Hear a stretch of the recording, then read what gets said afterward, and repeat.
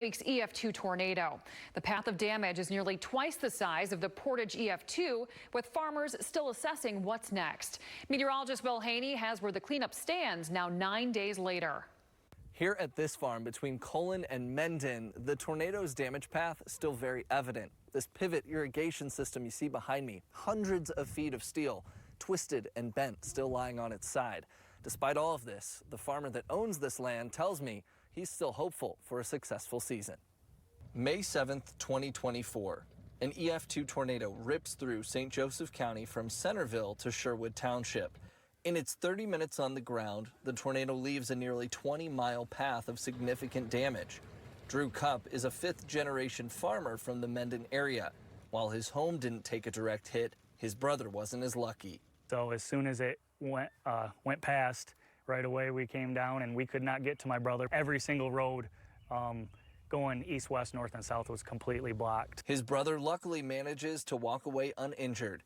In its wake, the tornado leaves trees snapped and buildings in disrepair. So the rye was all smashed down, and Cupp shows some of the damage to his farm northwest of Colon.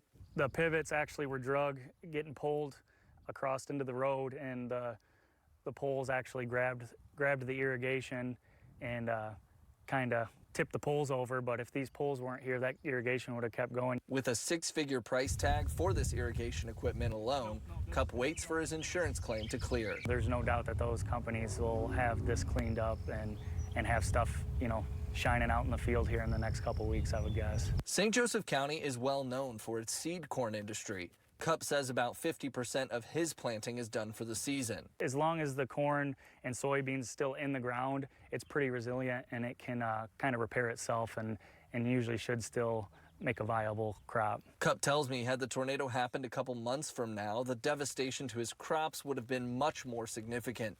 He says they still haven't missed their window of opportunity to finish the rest of the season with a viable crop. At the end of the day, it's a feel-good story because, something bad happened, but there's so much good that comes out of it, at the end. Everything can be replaced.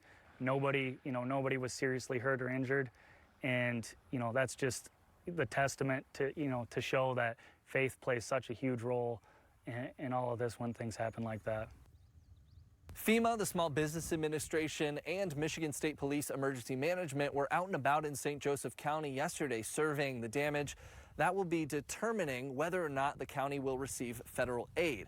Right now, there's not a concrete timeline of how long that process could take. In St. Joseph County, Will Haney, News Channel 3. I'm Andy Dominiani. Thanks for watching. If you like this video, we've got much more to see. So take a second and subscribe to our channel.